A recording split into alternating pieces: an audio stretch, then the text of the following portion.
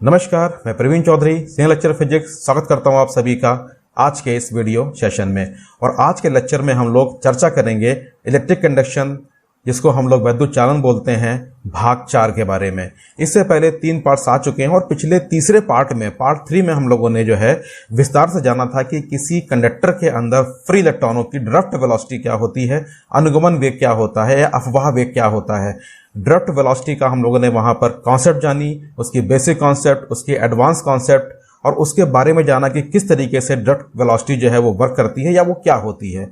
और आज के सेगमेंट में हम लोग ड्राफ्ट वेलोसिटी का जो फार्मूला है उसको ड्राइव करने का प्रयास करेंगे, उसका डेरिवेशन देखेंगे, उसकी इक्वेशंस की डिपेंडेंसी क्या है, किस तरीके से ड्राफ्ट वेलोसिटी जो है वो इलेक्ट्रिक फील्ड पर डिपेंड करती है। इन सब चीज़ों की आज हम यहाँ पर चर्चा करेंगे। तो आज के जो है पार्ट में, आज के सेगमेंट में हम लोग ड्राफ्ट वेलोसिटी का फार्मूला यानी कि उसका जो इक्वेशंस है उसको हम यहाँ पर डेरिवेट करेंगे। तो चलिए यहाँ पर एक हम लोग कंडक्टर को एज्यूम करते हैं। ये आपके पास में कोई एक चालक है या कोई एक मेटल का टुकड़ा है या कोई कंडक्टर है।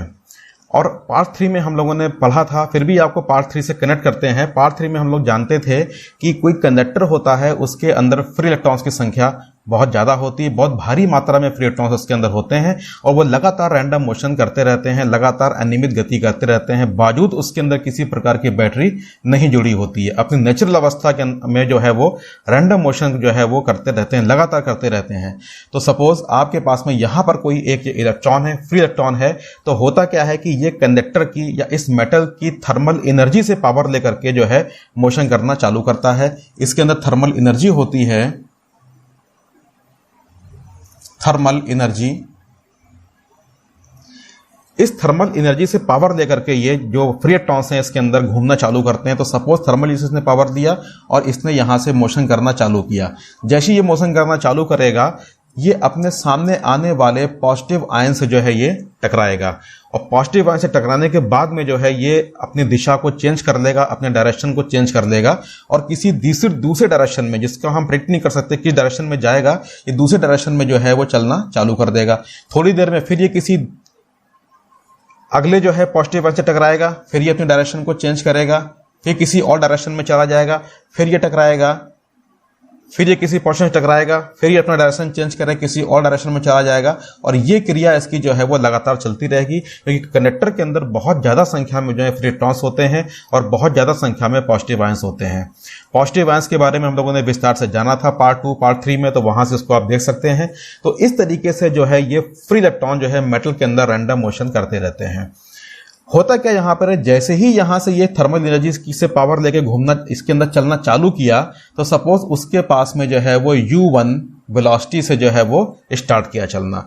जैसे u1 वेलोसिटी से चलना चालू करेगा, जब तक वो अपनी मैक्सिमम वेलोसिटी पे पहुंचेगा, उसके बाद इसकी टक्कर होगी, कोलिजन होगा और ये अपनी जो है वेलोसिटी को खो देगा, अपनी एनर्जी को खो देगा और टकराएगा। उसके बाद फिर यहां दोबारा चलना चालू करेगा। अब की बार टकराने के बाद में, यानी कि हर कोलिजन्स के बाद में उसकी वेलोसिटी, उसका डायरेक्शन, उसका मैग्नीट्यूड चेंज होगा। कितना होगा, किस डायरेक्शन में जाएगा, ये हम लोग नहीं बता सकते। हर टक्कर के बाद में इसका डायरेक्शन चेंज होगा, हर कोलिजन्स के बाद में इसके डायरेक्शन, इसका मैग्नीट्यूड, वेलोसिटी का सब कुछ चेंज होगा। पर कितना होगा, किस दिशा में ये टकराने के बाद में जाएगा, इसको बताना बहुत मुश्किल है। तो जब ये इस पॉजिटिव आयन से टकराएगा तो इसके बाद में इसका फिर जो है डायरेक्शन, वेलोसिटी का और मैग्नीट्यूड चेंज होगा। सपोज अब की बार ये u2 वेलोसिटी से यहां से निकला, इसके बाद फिर ये कोलिजन किया। अब यहां से u3 वेलोसिटी से जो है वो इधर निकला, फिर कोलिजन किया। u4 वेलोसिटी से यहां निकला, फिर कोलिजन किया। u5 वेलोसिटी से फिर निकला, फिर कोलिजन किया। इस तरीके से जितनी बार इसके जो है कोलिजन होगा, उतनी बार इसकी वेलोसिटी चेंज होगी, उतनी बार इसका डायरेक्शन चेंज होगा। और आपको पता ही है कि कितने सारे, बहुत ज्यादा फ्री इलेक्ट्रॉन्स जो होते हैं मेटल्स के अंदर होते हैं, बहुत ज्यादा पॉजिटिव आयंस होते हैं और यानी कि टक्करें जो हैं वो इतनी अनियमित होती हैं, बहुत ढेर सारी होती हैं, इसलिए हर बार वेलोसिटी चेंज होगी। इसलिए जितनी टक्करें होंगी उतनी इसकी वेलोसिटी होगी। तो u1, u2, u3, u4, u5 या u6, u7, जितने भी आपके अंदर मान लीजिए n कोलिजन्स हैं, तो कितनी वेलोसिटी हो गई, un वेलोसिटी हो गई। तो हर बार ये वेलोसिटी बदल रही है और ढेर सारी वेलोसिटी हो गई है। इन सारी वेलोसिटीज को, चूंकि इनको पावर मिल रही थी थर्मल एनर्जी से, इसलिए इन वेलोसिटीज को, जो दो टक्करों के बीच में जो वेलोसिटी होती है, उसको हम लोग बोलते हैं थर्मल वेलोसिटी। यानी यहां पर जो है u1, u2, u3, u4 dot dot to un, ये सब जो हैं आपकी हैं थर्मल वेलोसिटी। Thermal velocity. सारी के सारी वेलोसिटी कहलाएंगी थर्मल वेलोसिटी, यानी कि ऊष्मीय वेग। क्योंकि ये थर्मल एनर्जी से बनी है इसलिए उनको थर्मल वेलोसिटी यहां पर कहा गया।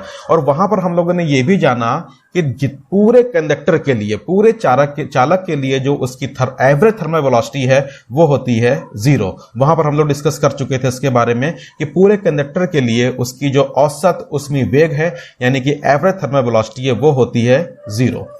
यानी यहां कह सकते हैं कि फॉर entire conductor average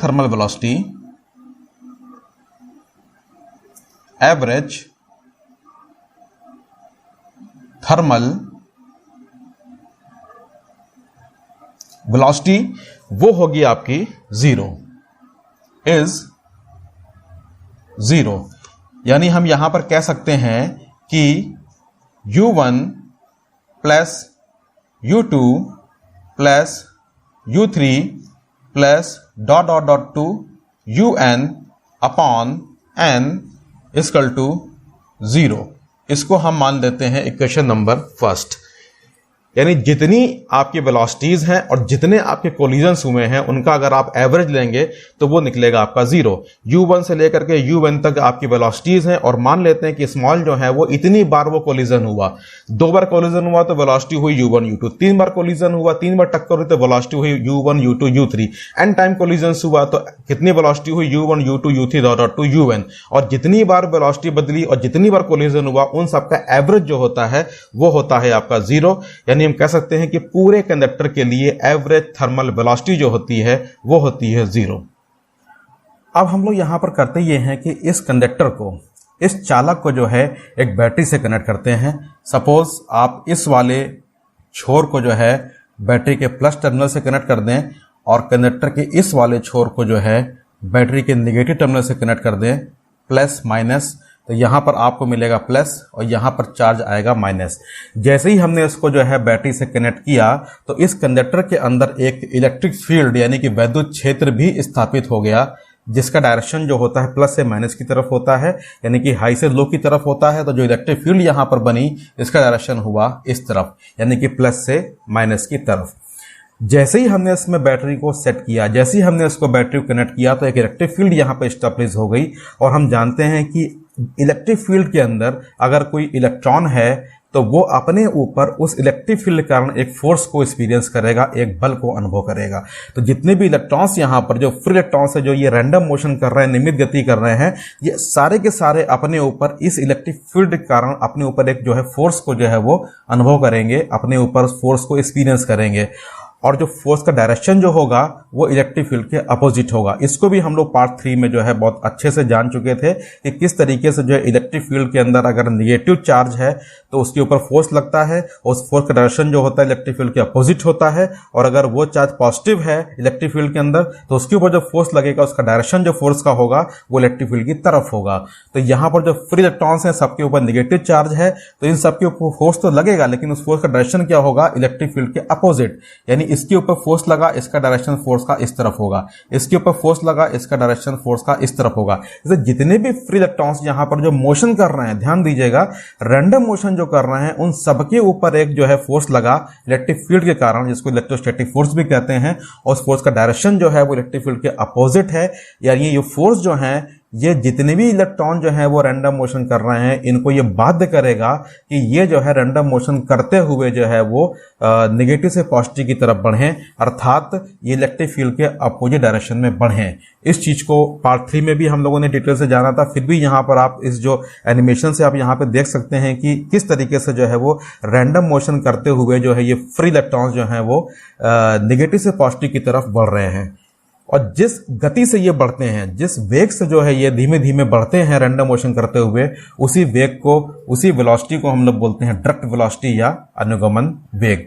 यानी यहाँ पर इसकी जो बढ़ने की जो रफ्तार है इसी को हम बोलेंगे VD यानी कि डायरेक्ट वेलोसिटी। और जिसका डायरेक्शन क्या होगा, जिस तरफ फोर्स लग रहा है, यानी कि इलेक्ट्रिक फील्ड के अपोजिट डायरेक्शन की तरफ। यानी वीडी का डायरेक्शन क्या होगा, डायरेक्ट वेलोसिटी की दिशा क्या होगी, फोर्स की तरफ होगी, या हम कह सकते हैं कि इलेक्ट्रिक फील्ड के अपोजिट होगी। और ये जो डायरेक्ट वेलोसिटी है इलेक्ट्रॉनों की रैंडम मोशन करते हुए इस तरफ जा रहे हैं, ये बहुत धीमी होती है और कांस्टेंट होती है। यानी वीडी की जो वैल्यू होती है वो लगभग 10 की घात -4 यानी 10⁻⁴ मीटर पर सेकेंड, 10⁻⁴ मीटर पर सेकंड ऑर्डर की होती है। धीमी वेग से, इतनी धीमी गति से जो है वो माइनस से प्लस की तरफ बढ़ते हैं, ये होती है आपकी ड्रिफ्ट वेलोसिटी। हमें जो है इसी ड्रिफ्ट वेलोसिटी के बारे में इसका डेरिवेशन करना है, इसका फार्मूला यानी इसका इक्वेशंस यहाँ पर निकालनी है। तो अब होता क्या यहाँ पर है, हमने यहाँ पर सेट कर दी बैटरी सेट करते ही रैंडम मोशन करते हुए फिर इलेक्ट्रॉन्स के ऊपर एक फोर्स एक्सपीरियंस हुआ। उस फोर्स ने सारे इलेक्ट्रॉन्स को रैंडम मोशन करते हुए बाध्य किया कि धीमे धीमे जो है वो माइनस से प्लस की तरफ बढ़े। उसके बढ़ने की रफ्तार को मैं ड्रिफ्ट वेलोसिटी कहा। यह बहुत धीमी है, ये कांस्टेंट है। अब यहाँ पर हमको एक चीज और माननी होगी, एक चीज जो अजम्पशंस करनी होगी। इस वाली टक्कर को आप ध्यान दें, ये इलेक्ट्रॉन जब यहां टकराया, ये इलेक्ट्रॉन जब यहां पे टकराया, अब ध्यान दीजिएगा कि अब जुड़ी हुई है बैटरी। जब बैटरी नहीं जुड़ी थी उससे पहले की मैंने बात करी थी, अब जुड़ गई है बैटरी। तो ये इलेक्ट्रॉन जब यहां से चला यहां तक पहुंचा, इसको फिर से बना लेते हैं। सपोज ये इलेक्ट्रॉन है, ये यहां से चला और यहां से चल करके इस पॉजिटिव आयन तक पहुंचा। तो सपोज हम मान लेते हैं कि यहां से वो चलना चालू किया तो उसके पास में u1 वेलोसिटी है, यानी उसकी जो प्रारंभिक जो वेग है, उसकी इनिशियल वेलोसिटी है वो u1 है। यहां से चलना वो आरंभ किया और जब वो इस पॉजिटिव आयन से टकराएगा, कोलाइड करेगा, तो उसकी वेलोसिटी हो जाएगी 0। जब टकराएगा तो अपनी वो जितनी भी उसकी वेलोसिटी उसको वो लॉस कर देगा, वो हो जाएगी 0।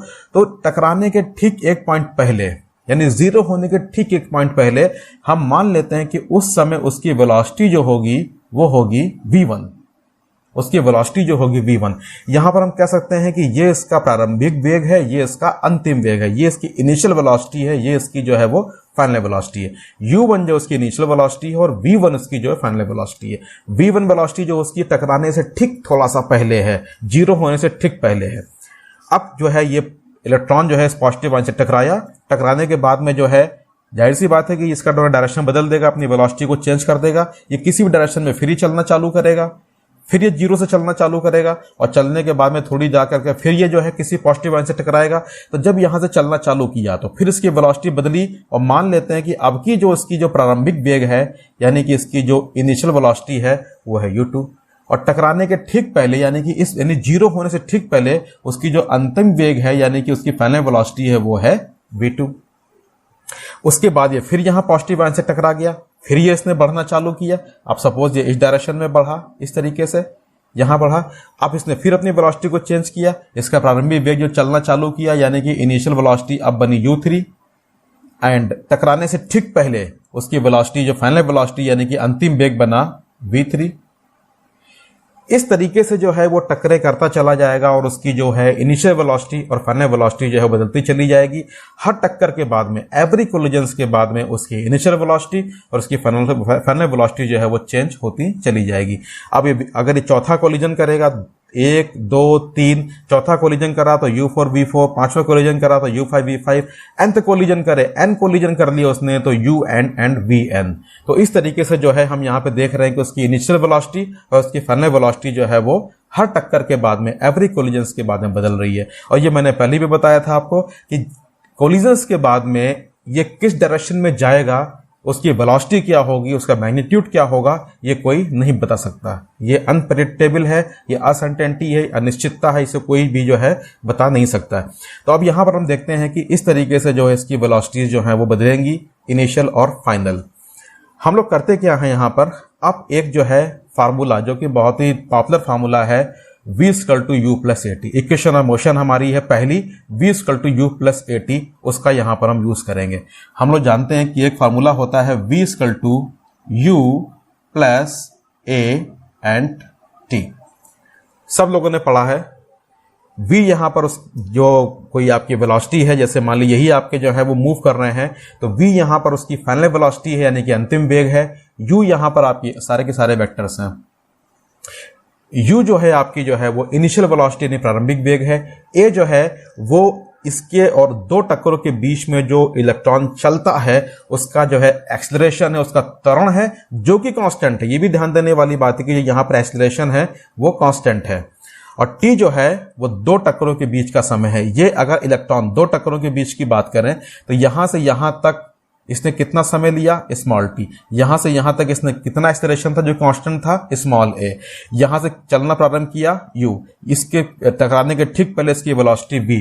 यानी हम कह सकते हैं कि अगर कोई फ्री इलेक्ट्रॉन जो है u1 प्रारंभिक वेग से वेलोसिटी से चले और टकराने में वो t समय ले और एक्सेलरेशन उसका a हो, तो उसकी फाइनल वेलोसिटी जो होगी वो होगी v = u + at।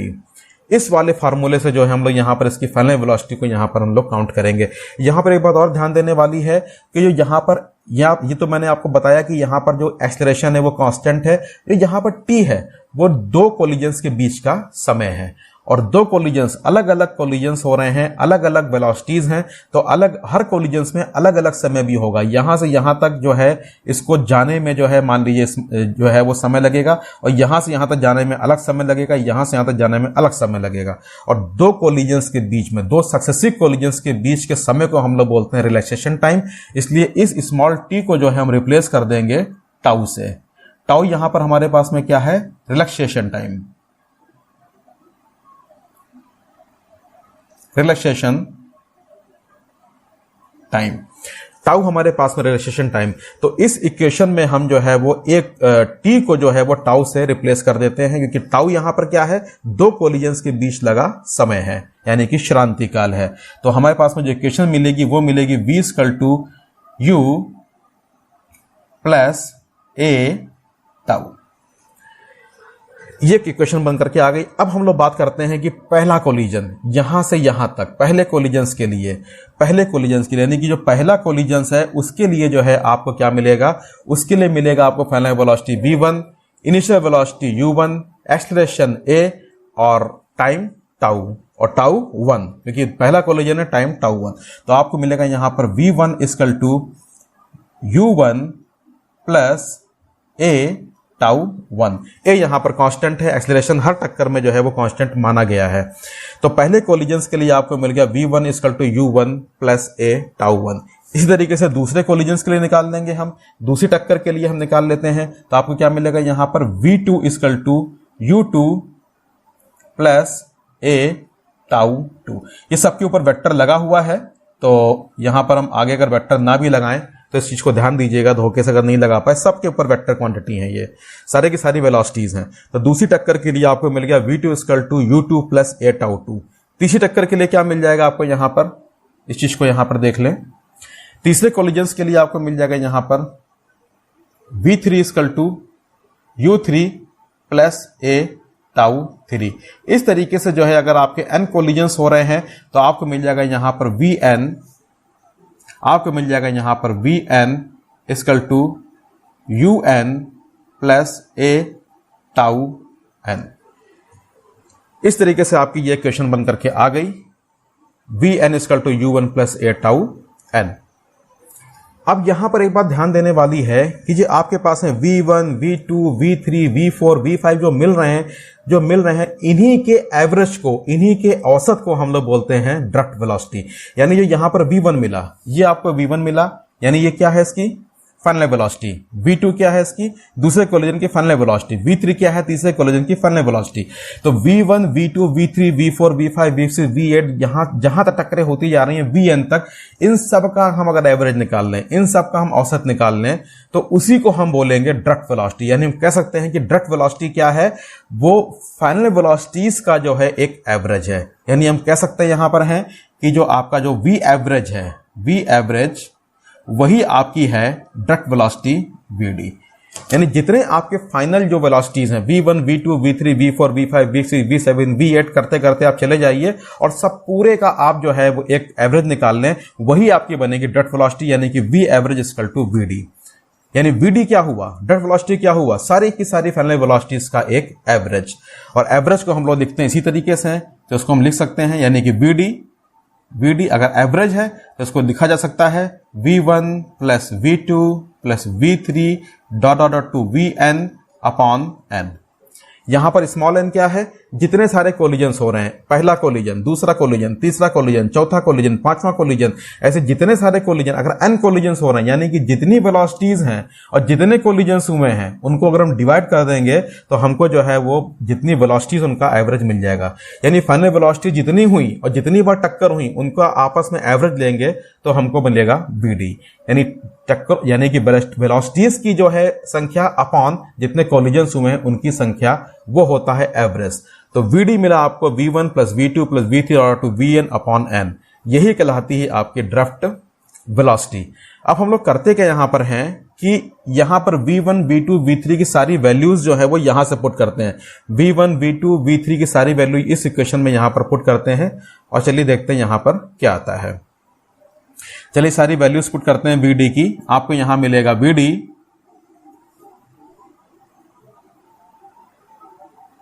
Equal to V1 की वैल्यू हमारे पास में है U1 plus a tau 1, U1 plus a tau 1 plus V2 की वैल्यू हमारे पास में है U2 plus a tau 2, U2 plus a tau 2 plus dot dot dot dot 2। आप V3 नहीं लिख रहे हैं कि जगह कमी यहां पर है तो V3 भी लिखेंगे, V4, इस तरीके से हम यहां लिख देंगे Vn की वैल्यू कितनी हमारे पास में है UN plus a tau n, और नीचे n है तो यहां पर नीचे कर दिया हम लोगों ने n। इस तरीके से जो हमको ये इक्वेशन यहां पर मिल गई। अब यहां पे करना क्या है कि थोड़ा इसको सॉल्व कर लेते हैं। तो आपको यहां पर मिलेगा Vd इक्वल टू, इसको सॉल्व कर लेते हैं, U1 U2 U3 को अलग कर लेते हैं, ए टाउ 1 ए टाउ 2 ए टाउ 3 को अलग कर लेते हैं और उसको डिवाइड कर लेते हैं। तो आपको मिलेगा यहां पर U1 plus U2 plus dot dot dot to UN upon n, और इसको भी अलग कर लेते हैं, ए tau 1 A tau 2 A tau 3 dot dot to A tau, यानी कि प्लस ए को बाहर कॉमन निकाल लेते हैं, अंदर मिलेगा आपको tau 1 plus tau 2 plus dot dot dot to tau n, इस तरीके से, और नीचे मिलेगा आपको यहां पर n।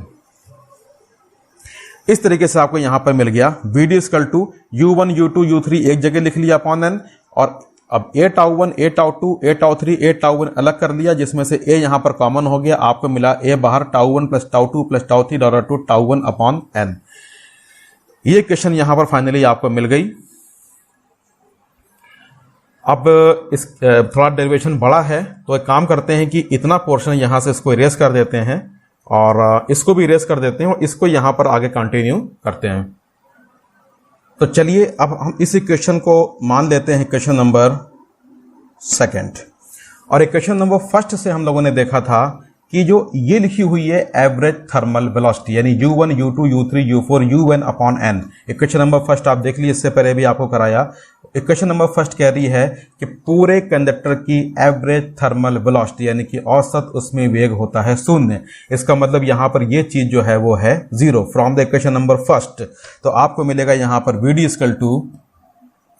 Vd इक्वल टू ये वैल्यू आपकी हो जाएगी 0, यानी कि एवरेज थर्मल वेलोसिटी होती है 0, यानी ये मिलेगी आपको 0, और यहां पर बचेगा आपके पास में a and tau 1 plus tau 2 plus tau 3 plus two tau n upon n। ये 0 हो गई। तो फाइनली जो आपको मिला यहां पर Vd, वो मिला Vd equal to a tau 1 plus tau 2 plus tau 3 dot to tau n upon n। अब यहां पर देखने वाली बात यह है कि जो यहां पर लिखा हुआ है टाउ 1 टाउ 2 टाउ 3 और तो ये भी क्या चीज है, टाउ 1 यानी इन दो कोलिजन्स के बीच का समय, इन दो कोलिजन्स के बीच का समय, टाउ 3 इनके बीच का समय, टाउ 4 इनके बीच का समय, और जितने कोलिजन्स हुए हैं उनका भाग, यानी यहां पर ये चीज जो है वो दिखा रहा है एवरेज रिलैक्सेशन टाइम, यानी कि औसत श्रांति काल। आप देखिए सारे के सारे टाइम को जोड़ दिया, सारे के सारे रिलैक्सेशन टाइम को जोड़ दिया और जितने कोलिजन्स उनसे भाग दे दिया, यानी ये लिखा हुआ है एवरेज रिलैक्सेशन टाइम। यानी इस कहने का मतलब यहां पर ये कि इसको अगर दिखाना चाहें इसको, तो इतना पोर्शन क्या लिखा हुआ है, वो लिखा हुआ है tau 1 plus tau 2 plus dot dot dot to tau n upon n इसको हम लोग बोलते हैं टाउ एवरेज, इसे हम बोलेंगे टाउ एवरेज, यानी ये लिखा हुआ है एवरेज, तो ये है आपका औसत रिलैक्सेशन टाइम, यानी कि एवरेज रिलैक्सेशन टाइम। ये वैल्यू यहां पुट कर देंगे इस इक्वेशन में, तो आपको मिल जाएगा यहां पर VD equal to A and tau average, A and tau average. ये जो आपकी इक्वेशन यहां पर मिल गई, इक्वेशन नंबर सेकेंड VD, ये इसको इक्वेशन नंबर थर्ड आप मान लीजिए, इक्वेशन नंबर थर्ड बहुत ही इंपॉर्टेंट रिजल्ट है। ये आपको बता रहा है कि VD और टाउ एवरेज के बीच में एक relation, VD equal to A tau average. अब यहां हम लोग देख रहे हैं कि हमारे पास में बैटरी जो है वो ऑलरेडी यहां पर कनेक्टेड है। बैटरी कनेक्ट होने से क्या है, इलेक्ट्रिक फील्ड बनी हुई है, इलेक्ट्रिक फील्ड एक फोर्स को अप्लाई कर रही है हर एक इलेक्ट्रॉन के ऊपर। तो आपको यहां पर एक संबंध पता होना चाहिए, F equal to M A, F equal to M A. ये फोर्स है, फोर्स का रिलेशन होता है F equal to M A. F जहां पर क्या है, इलेक्ट्रोस्टैटिक फोर्स है, जो फील्ड जो है वो हर इलेक्ट्रॉन के ऊपर लगा रही है और इसका डायरेक्शन जो है इलेक्ट्रिक फील्ड के अपोजिट है। M जहां पर क्या है, वो इलेक्ट्रॉन का मास है, और A यहां पर क्या है, एक्सेलरेशन है दो कोलिजन्स के बीच में, जो कि यहां पर कांस्टेंट है। यहां से हम वैल्यू निकाल लेंगे स्मॉल a, क्योंकि यहां पर स्मॉल a हमको रखना पड़ेगा इस इक्वेशन में। तो यहां से स्मॉल a की वैल्यू निकाल लेते हैं, तो हमको मिल जाएगा small a equal to F upon M। और हम लोग जानते हैं कि F इक्वल टू होता क्या है, F इक्वल टू होता है E। ये फार्मूला होता है इसका, F का फार्मूला होता है E, क्योंकि यहां पर F क्या है, F यहां पर है इलेक्ट्रोस्टैटिक फोर्स, और उसका फार्मूला होता है F equal to E। E यहां पर इलेक्ट्रॉन का चार्ज है, और कैपिटल E यहां पर इलेक्ट्रिक फील्ड है। और ये F आ कहां से रहा है, इलेक्ट्रिक फील्ड के कारण ही आ रहा है, तो F इक्वल टू E। अब यहां पर एक चीज और ध्यान देने वाली बात है कि इस F का डायरेक्शन क्या है। इस F का डायरेक्शन यहां पर जो इलेक्ट्रिक फील्ड के विपरीत है, इसलिए यहां पर हम यूज करेंगे F equal to minus e, F equal to minus e, यानी A की जगह रख देंगे A equal to minus E upon M। A equal to F की जगह रख दिया हमने माइनस ई अपॉन M। माइनस चिन्ह यहां पर ये दिखाता है, माइनस साइन यहां पर ये शो करता है कि ये हमारा फोर्स जो है उसका डायरेक्शन जो है वो इलेक्ट्रिक फील्ड के अपोजिट है। अब ये A की वैल्यू हम पुट कर देंगे इक्वेशन नंबर थर्ड में। इक्वेशन नंबर थर्ड में A की वैल्यू पुट करेंगे तो हमें मिलेगा यहां से VD equal to minus E upon M and tau average. ये आपको एक रिलेशन मिली, ये आपका फार्मूला है। ये जो इक्वेशन आपको मिली है यही फार्मूला है आपका डॉट वेलोसिटी का, VD equal to minus E upon M tau average. यहां पर भी देखिए माइनस साइन आ रहा है, ये माइनस साइन दिखाता है कि जो VD है इसका डायरेक्शन भी इलेक्ट्रिक फील्ड के अपोजिट है। यहां जितने भी माइनस साइन आ रहे हैं वो उसका डायरेक्शन दिखा रहे हैं। जैसे यहां पर माइनस आया F के लिए, तो F का डायरेक्शन इलेक्ट्रिक फील्ड के अपोजिट था। यहां पर VD वाले एक्सप्रेशन में भी, इक्वेशन में भी माइनस साइन आ रहा है, इसका मतलब यह है कि VD का डायरेक्शन जो है वो इस तरफ है, इलेक्ट्रिक फील्ड इस तरफ है। तो माइनस साइन ये दिखा रहा है कि डॉट वेलोसिटी का डायरेक्शन हमेशा इलेक्ट्रिक फील्ड के डायरेक्शन के अपोजिट होता है। अगर इसका हम मैग्नीट्यूड निकालें, यानी कि मैग्नीट्यूड अगर निकाला जाए इसका, तो मैग्नीट्यूड आपको मिलेगा VD equal to E upon M tau average. Finally ये एक्सप्रेशन मिल गया, फाइनली ये फॉर्मूला मिला डॉट वेलोसिटी का, VD equal to E upon M tau average. Magnitude का मतलब यहां पर ये कि हमने डायरेक्शन इसका हटा दिया है, ये डायरेक्शन शो कर रहा था, ये फार्मूला आपका बिना डायरेक्शन के है, ये इसका मैग्नीट्यूड है। ये इसका फाइनली एक्सप्रेशन निकल करके आ गया, डॉट वेलोसिटी का फार्मूला यही है जिसको हम लोग यहां पर सिद्ध करने वाले थे, प्रूफ करने वाले थे, वो यही है VD equal to E upon M tau average. ये क्वेश्चन शो करती है कि डॉट वेलोसिटी जो है हमेशा इलेक्ट्रिक फील्ड के प्रोपोर्शनल होती है, यानी कि VD is proportional to E। और इसी इक्वेशंस को हम लोग ये भी कहते हैं कि डॉट वेलोसिटी का इलेक्ट्रिक फील्ड के साथ में संबंध है, relation between the dot velocity and the electric field. तो ये आपको दिखा रही है कि ड्रिफ्ट वेलोसिटी यानी अनुगमन वेग हमेशा जो है विद्युत क्षेत्र के अनुक्रमानुपाती होता है, अर्थात drift velocity is proportional to, always proportional to the electric field. इसका मतलब यहां पर यह हुआ कि अगर हम इस बैटरी से इलेक्ट्रिक फील्ड की वैल्यू को बढ़ाएं, इस बैटरी से इलेक्ट्रिक फील्ड की वैल्यू को बढ़ाएं, इस बैटरी के पोटेंशियल बढ़ाएं, तो इलेक्ट्रिक फील्ड यहां बढ़ेगा। जैसे इलेक्ट्रिक फील्ड यहां बढ़ेगा तो ये ड्रिफ्ट वेलोसिटी जो है वो फ्री इलेक्ट्रॉन्स की जो है वो इंक्रीज हो जाएगी, बढ़ जाएगी। यानी ड्रिफ्ट वेलोसिटी सीधा सीधा डिपेंड करती है किसके ऊपर? इलेक्ट्रिक फील्ड के ऊपर, यानी कि बैटरी के पोटेंशियल के ऊपर। ये बहुत ही इंपॉर्टेंट रिजल्ट है। चलिए अब एक और इंपॉर्टेंट रिजल्ट देख लेते हैं। अगर हम यहाँ पर जो हमने कंडक्टर यूज किया है, जो चालक यूज किया है, अगर इसकी हम लेंथ मान लें स्मॉल एल है, यानी कि स्मॉल एल लंबाई का अगर आप चालक या कंडक्टर यूज करते हैं, सपोज इसकी लेंथ जो है वो स्मॉल एल हो और जो बैटरी है इसका पोटेंशियल जो है वो वी हो, जो हमने यहां पर कंडक्टर यूज किया है उसकी लेंथ जो है वो स्मॉल एल हो, इसकी लेंथ जो है वो स्मॉल एल हो, यानी ये स्मॉल एल लंबाई का हो, और जो बैटरी यहां पर यूज कर रहे हैं उसका पोटेंशियल डिफरेंस जो है वो या पोटेंशियल उसका जो है वो कैपिटल वी हो, तो उस दशा में जो फार्मूला होता है वो होता है आपका E equal to V upon L. E equal to V upon L, यानी E यहां पर क्या है? इलेक्ट्रिक फील्ड, V यहां पर क्या है? बैटरी का पोटेंशियल, और L यहां पर क्या है? उस कंडक्टर की लंबाई। ये तीन चीज अगर हो तो फार्मूला होता है E equal to V upon L. E equal to V. अब इस E की वैल्यू हम इस इक्वेशन में यहां पर पुट कर दें, जो आपका ड्रिफ्ट वेलोसिटी का जो आपका फार्मूला है उसमें E की वैल्यू अगर हम पुट कर दें यहां पर, तो हमको मिलेगा यहां पर VD equal to E V upon ML and tau average. ये एक अनदर एक्सप्रेशन आपको मिला और बहुत ही इंपॉर्टेंट आपको यहां पर मिला। ये इक्वेशन बता रहा है, ये फार्मूला, ये जो एक्सप्रेशन बता रहा है कि ड्रिफ्ट वेलोसिटी और उसके पोटेंशियल के बीच में संबंध, relation between the drift velocity and the potential of the battery. यानी यहां से हम कह सकते हैं कि drift velocity is always proportional to potential of the battery. जिस तरीके से इस इक्वेशन से हम लोग यहां पर देख रहे थे कि ड्रिफ्ट वेलोसिटी जो है इलेक्ट्रिक फील्ड के प्रोपोर्शनल है, उसी तरीके से इस इक्वेशन बता रही है हमको है कि ड्रिफ्ट वेलोसिटी जो है वो बैटरी के पोटेंशियल के प्रोपोर्शनल है।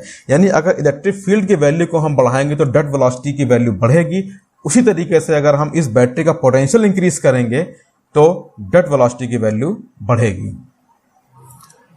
तो ये था ड्रिफ्ट वेलोसिटी यानी कि अनुगमन वेग का रिलेशन, उसका फार्मूला और उसका डेरिवेशन। उम्मीद करता हूं कि यहां तक सब कुछ आपको समझ में आ गया होगा। फिर भी अगर आपके मन में कोई डाउट्स हैं तो उसको आप सेक्शन में हमसे पूछ सकते हैं, और इसका जो पार्ट 5 है या इलेक्ट्रिक कंडीशन का जो नेक्स्ट वीडियो है उसको लेकर के जल्दी आपके सामने फिर से उपस्थित होंगे। Thank you.